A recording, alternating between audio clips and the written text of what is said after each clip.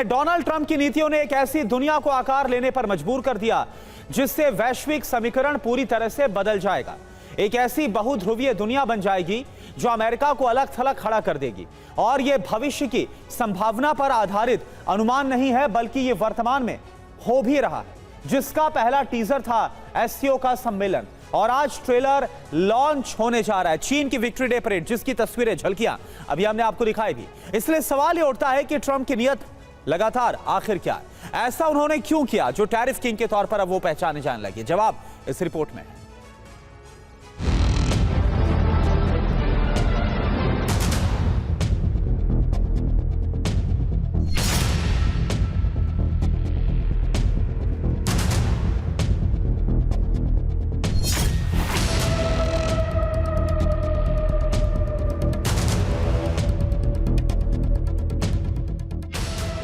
अचानक वैश्विक समीकरण बदल गए।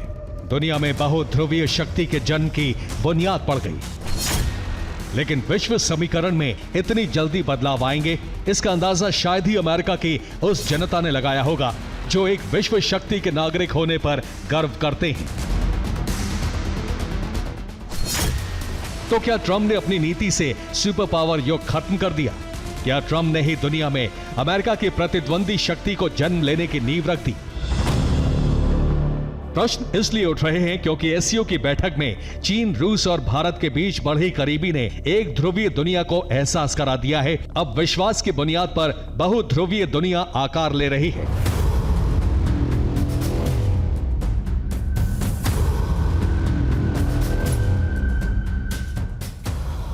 जिसमें एससीओ के मंच से सिर्फ टीजर लॉन्च हुआ है और इसका ट्रेलर दिखेगा चीन की विक्ट्री डे परेड में।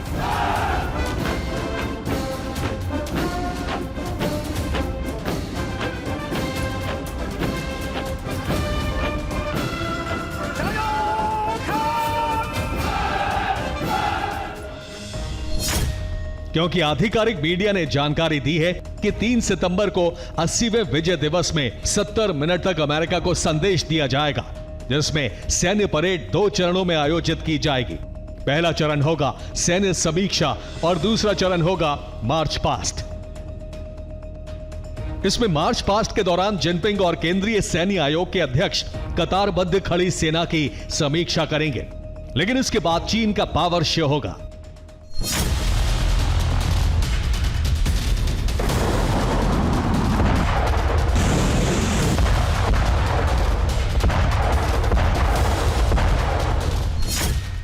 जिसमें वायुसेना, थल सेना की टुकड़ियां अपनी शक्ति का प्रदर्शन करेंगी।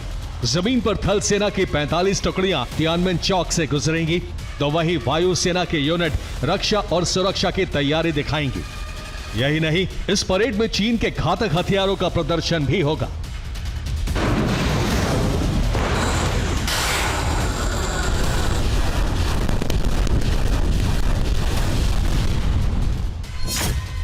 जिसमें DF-17 hypersonic missile, hypersonic glide vehicle, fractional orbital bombardment system यानी FOBS, DF-26 intermediate range ballistic missile, YJ-15 से YJ-20 सीरीज की नई एंटीशिप मिसाइलें, FH-97 stealth combat drone, KJ-600 career based early warning विमान, छठी पीढ़ी का GH-XX स्टेल्थ बॉम्बर शामिल हो सकते हैं।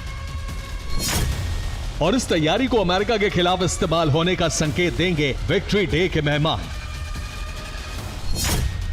जिसमें मुख्य हैं रूस के राष्ट्रपति व्लादिमीर पुतिन और उत्तर कोरिया के राष्ट्राध्यक्ष Kim Jong Un. Max Sullivan का यह बयान बताता है कि ट्रंप ने अपने निजी हित के लिए अमेरिका की विदेश नीति पर पानी फेर दिया है। अब सवाल यह है कि पाकिस्तान के साथ ट्रंप परिवार का निजी हित है क्या? दावा है कि ट्रंप ने अपने परिवार के नाम पर बिटकॉइन खरीदे हैं और ये खरीदारी पाकिस्तानी सॉवरेन बिटकॉइन रिजर्व से लिए गए हैं। यही वजह है कि पाकिस्तान के जनरल आसिम मुनीर की अमेरिका यात्रा को भी ट्रंप परिवार के हित से जोड़कर देखा गया, जिसके बाद भारत ने अमेरिका से दूरी बनानी शुरू कर दी और भारत पर लगाए गए टैरिफ के बाद यह दूरी खाई बन गई, जो अमेरिका के लिए घातक साबित हो रही है।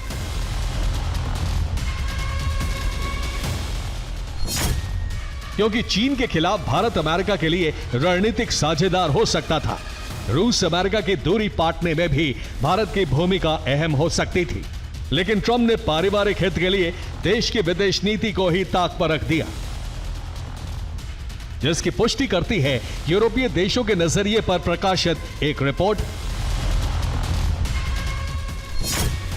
जिसमें कहा गया है कि एससीओ को पश्चिम तानाशाहों का क्लब कहकर खारिज करता रहा है, लेकिन एससीओ के 25वें सम्मेलन ने पश्चिमी उत्तर विश्व के लिए वैश्विक दक्षिण का खाका बना दिया है,